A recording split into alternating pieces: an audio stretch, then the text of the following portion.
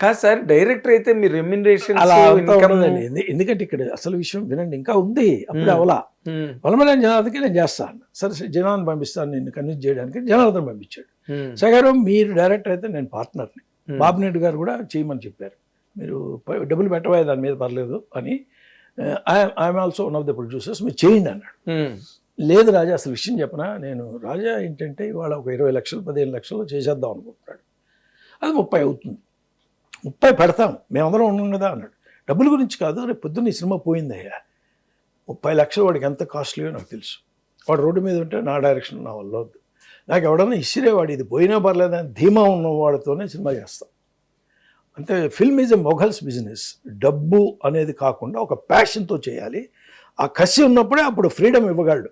ఎందుకు ఏంటి అని అడిగేవాడు, మామూలుగా ఏదో మిర్చి దుకాణం పెట్టుకోవచ్చు, ఫైనాన్స్ వ్యాపారం చేయొచ్చు, సినిమా మీరు అలా అంటున్నారు కదా, బ్రేక్ ఇవ్వండి, ఒక్క పాయింట్ మీద రిఫ్యూజ్ చేశా. ఇప్పుడు జంజాల్ గారు ముద్దమందారం చేసినప్పుడు కోనేరు రవీంద్రబాబుకి చేశారు సినిమా.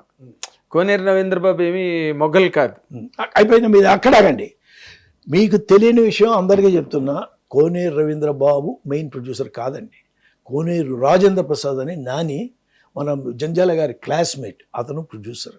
మేము అతను అబుదాబిలో దుబాయ్లో బ్రహ్మాండంగా వ్యాపారాలు చేసి బ్రహ్మాండంగా పైకి వచ్చాడు. ఆఫ్టర్ ఆల్ అతనికి 25 లక్షలు, ఎంత కావాలరా అన్నాడు, 15 అన్నా, నేనున్నా చదివాడు ఆ ఫ్యాపెనింగ్, అప్పుడు రాసా ముద్దమందారం బుక్లో రాసా, ఇది 15 లక్షలు కావాలంటే 25 వేస్తున్నాను రా, మా అన్నయ్య వస్తాడు రేపటి నుంచి ఇన్ఛార్జ్ అతను, అంతే డబ్బులు పెట్టింది, అది కరెక్ట్ స్కీమ్, నాకు నచ్చింది. అదంతే జంజాల గారి స్కూలే నేను ఫాలో అయిన స్కూలే జంజాల గారు కూడా చేశారు, అదే నువ్వు రైట్ అన్నట్టు. ఎవరైనా చూస్తూ చూస్తూ ఫ్రెండ్ డబ్బులు పోగొట్టడం అంటే కామన్ సెన్స్ ఉన్నట్టు కష్టం.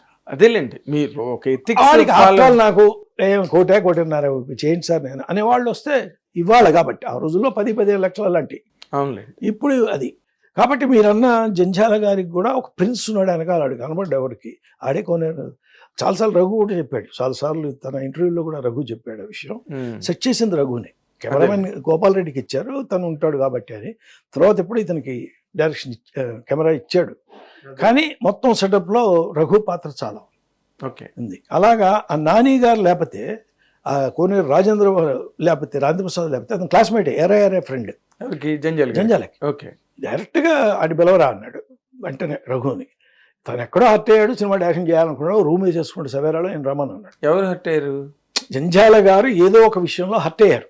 దేనికండి అంటే ఇవన్నీ ఇప్పుడు సింపుల్ విషయం అండి. ఇప్పుడు శంకరాభరణం అనే సినిమా వైభవంగా పెద్ద హిట్ అయి కూర్చుంటే అది బ్రహ్మాండమైన వైరల్ అయిపోయింది ఆ టాపిక్. హైదరాబాద్ అంటే మెడ్రాస్ నుంచి విజయవాడలో ఎన్ని ఉన్నాయి, అన్ని స్టేషన్స్లో సన్మానాలు వరుసగా జరిగాయి. ఊడూరు, సూళ్ళూరుపేట, కావాలి, జంజాల్ గారికి, విశ్వనాథ్ గారికి వరుసగా జరుగుతున్నాయి. అవును, ఊరూరా వాళ్ళు అంటారు కదా, ఊరూరా వాడవాడ అని. ప్రతి వాళ్ళు పిలిచి సన్మానాలు పెడుతున్నారు, ప్రతి వాళ్ళు అందరం రమ్మంటున్నారు, ఆయన వెళ్తున్నారు.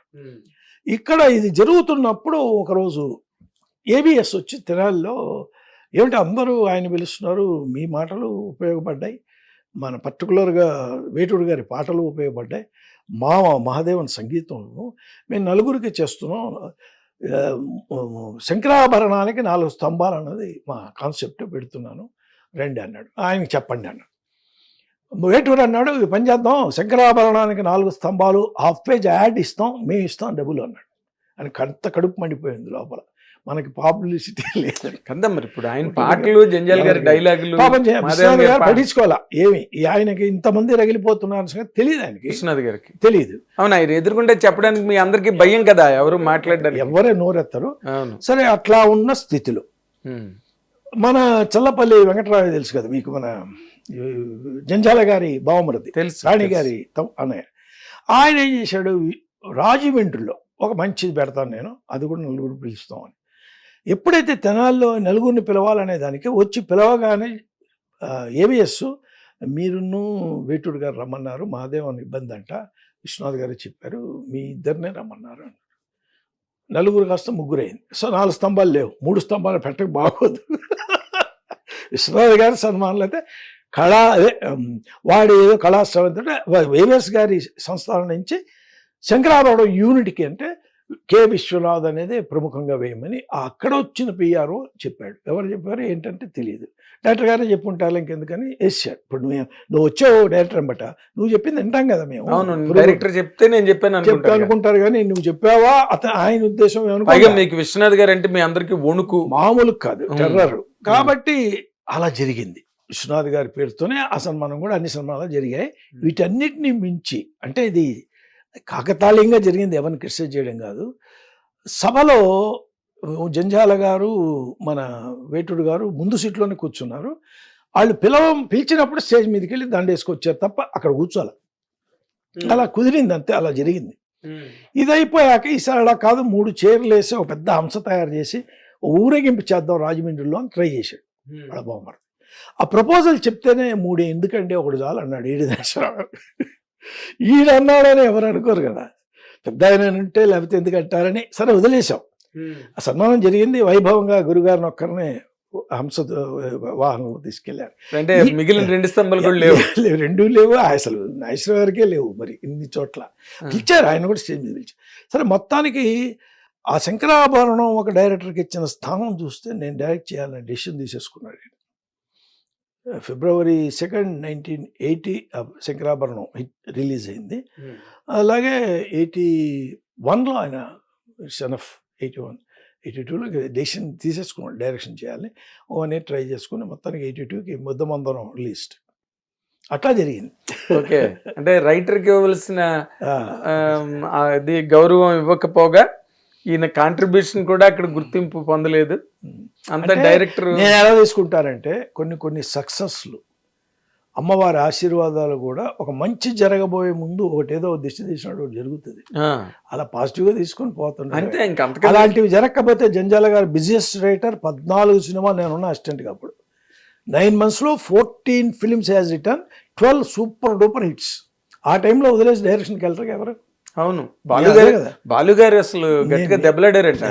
నేను వెళ్ళాలన్నప్పుడు నా చేతిలో 6 ఉంటే మిగతా ఫ్రెండ్స్ అందరూ వద్దన్నారు. ఎవరు? మన మురళీమోహన్ కానీ, మురళీమోహన్ రావు నేను చెప్పేది డైరెక్టర్, మన గోపాల్ కానీ, వాళ్ళు వెల్ విషర్స్. మనకి మా తమ్ముడితో కలిసినప్పుడు కూడా వద్దన్నారు. కలవద్దాయా నీకు ఎందుకు, నెలకో 1,00,000 కావాలంటే వద్దు. అవును, మీ ఇద్దరిది అప్పుడు ప్రకటన కూడా వచ్చింది, కలిపి రాస్తామని. రాసాం కూడా, సాక్షి రాసాం, రావు గారి ఇంట్లో రాసాం, ఇంకా తర్వాత రాయలే. వదిలేసి అలాగా ఎక్స్పెరిమెంట్లు చేయకు, నువ్వు డైరెక్షన్కి వెళ్ళబాకు, హ్యాపీగా ఉన్నావు కదా రైటర్గా, 4 languages రాస్తున్నావు, వెళ్ళొద్దనే చెప్పారు. అలా అయిపోయింది. 2 సార్లు అలా మిస్ అయ్యా. ఓకే సార్, జంజాల్ గారు డైరెక్టర్ అవడానికి అది కారణం, అది కారణం, రియల్ కారణం అదేలేండి. విశ్వనాథ్ గారితో నేను గమనించానండి ఇన్ జనరల్ గా, అంటే మీరు బాగా ఆయనతో గెట్ అలాంగ్ అయ్యారు. అవును, చాలా 6 సినిమాలు రాయగలిగా. 25 సంవత్సరాల అనుబంధం 2013లో శుభప్రదం అయిపోయాను. అంటే స్వాతిముత్యం, స్వయం కృషి, సిరివెన్నెల, స్వర్ణకమలం, శృతిలయలు, శుభప్రదం, ఇన్ని సినిమాలు చేశా డైరెక్టర్ నా పేరుతో. నా పేరు లేకుండా గోస్ట్ చేసినవి కూడా ఉన్నాయి. ఆయన చేసే సినిమాలు నాకు కుదరక క్రిమినల్ చేస్తూనో పక్కకి వెళ్ళటం అట్లా ఇట్లా చేస్తూ